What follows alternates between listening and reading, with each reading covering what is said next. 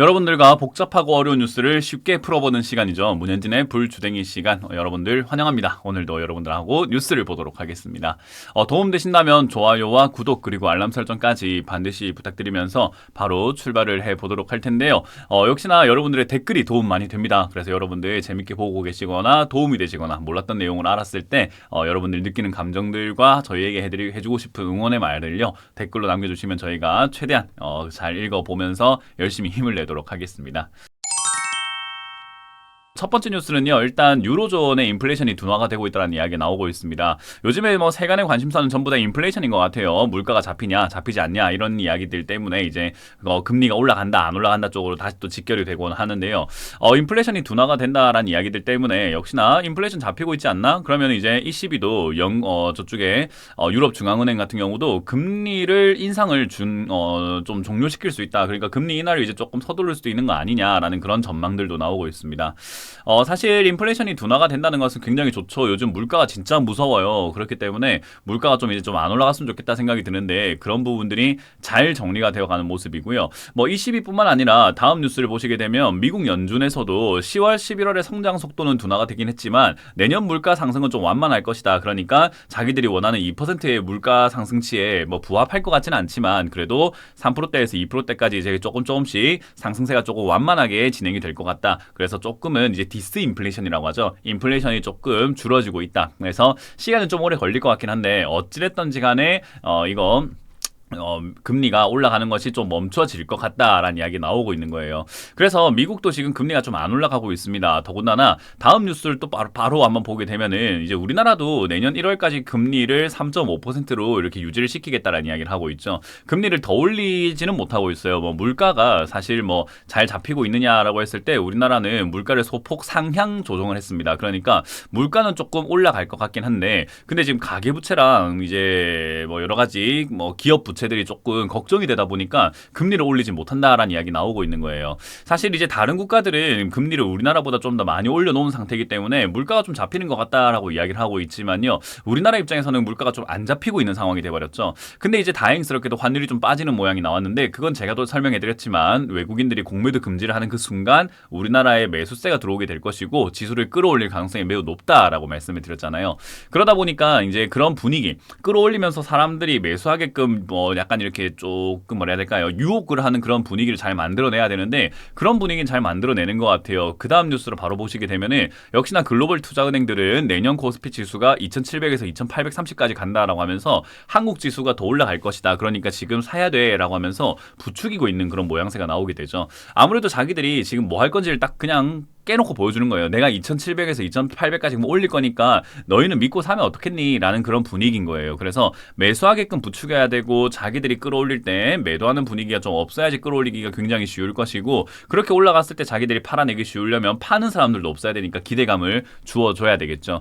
그래서 이제 아무래도 전반적으로 우리가 봤을 때요. 금리 인하를 하고 난 다음에 증시가 좋았던 적은 단 한 번도 없습니다. 미국 경제가 만들어진 이후로 자본주의가 시작된 이후로 금리 인하하고 난 다음에는 전부 다 경제 위기가 왔어요. 그러니까 사실 그 금리 인하고 난 다음에 올라간 적이 없는데 사람들은 상승을 좀 기대하고 있다는 게 전 좀 아이러니하고요. 그런 아이러니함을 조금 둘째 친다 하더라도 그런 상황에서 지금 증시가 앞으로 계속 올라갈 수 있느냐라고 하면은 일단 공매도 금지라는 요건 때문에 외국인들이 지금 투자할 만한 메리트가 생겨버린 거지 우리나라 금리가 그렇게 지금 높은 편은 아니기 때문에 투자 메리트로서는 굉장히 떨어진다라고 보면 돼요. 그래서 증시만 거품 만들어 놓고 빠져나갈 가능성이 매우 높다고 생각이 들고요. 역시나 우리나라가 금리를 못 올리고 있는 이유는요. 건설사 때문입니다.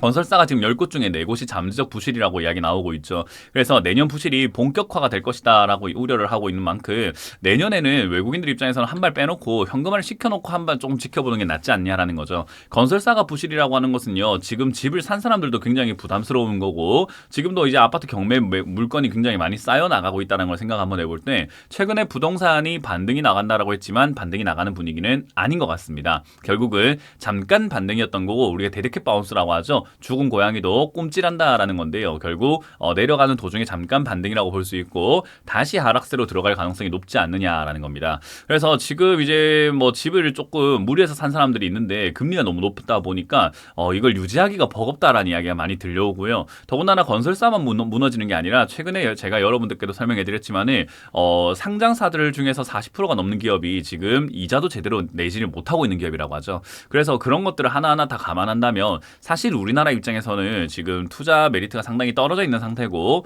우리나라에 투자를 하는 사람들 입장에서 조금 도망가고 싶은 상태다. 그럼 외국인들 입장에선 당연히 한국이 지금 가계부채랑 기업부채가 겁나가지고 금리를 올려야 되는데도 못 올린데 저런 국가에 우리가 지금 투자할 메리트가 있을까라고 생각을 할 수밖에 없는 거죠. 그래서 외국인들은 탈출을 위해서 끌어올린다라고 이해하시면 좋아요. 그러니까 이렇게 제가 부정적으로 이야기했다고 해서 안 올라간다는 뜻이 아니라 쟤들이 올리는 의도를 좀 파악을 하자는 거죠. 탈출을 위해서 도망가려고 조금 끌어올리는 거기 때문에 여기에 우리가 속아가지고 앞으로 계속 날아갈 거야, 3천 갈 거야, 4천 갈 거야 라는 식으로 너무 풀베팅을 하거나 상승을 너무 이렇게 부르짖게 된다면은 크게 다칠 수 있는 상황이라는 것만 여러분들이 명심하시면 좋을 것 같습니다. 그래서 지금 상황에서는 우리가 조금은 한 발 빼고 투자하는 것이 맞고요. 외국인들의 투자라든지 이런 것들도 우리가 조금 지켜볼 때 살짝을 한 발 빼서 현금화를 시켜놓고 관망한 다음에 우리 예상이 틀렸다 하더라도 제 예상이 만약에 하락을 예상하고 있었는데 하락이 나오지 않는다면 다시 사면 되잖아요. 근데 만약에 상승을 예상하고 있다가 하락이 나온다면 다시 사는 게 불가능하겠죠. 왜냐하면 손실이 커질수록 손절은 힘들게 됩니다. 그래서 지금은 조금 이 상승을 최대한 이용을 해서 우리가 탈출하는데 사용을 하자라고 보시면 되고요. 그럼 공매도 금지 기간 동안 상승이 나올 수 있다라고 생각 한번 해볼 때 금지 기간 끝까지 꾸역꾸역 채우지는 않을 거예요. 그래서 아마 조금 이르면 3월, 조금 늦으면 한 6월 언저리 전에는 3월에서 한 5월 정도가 될 것 같네요. 그 정도쯤에 이제 고점이 만들어질 가능성이 높기 때문에 거기까지 우리는 좀 이용을 하고 나가면 되지 않을까라고 생각하시면 되겠습니다. 자, 어쨌든 증시가 어렵다면 어렵고요. 지금은 쉽다면 쉬운 장세예요. 그렇기 때문에 여러분들이 어떻게 대응을 하느냐에 따라 가지고 미래가 달라진다라는 점 기억하시면 되고요.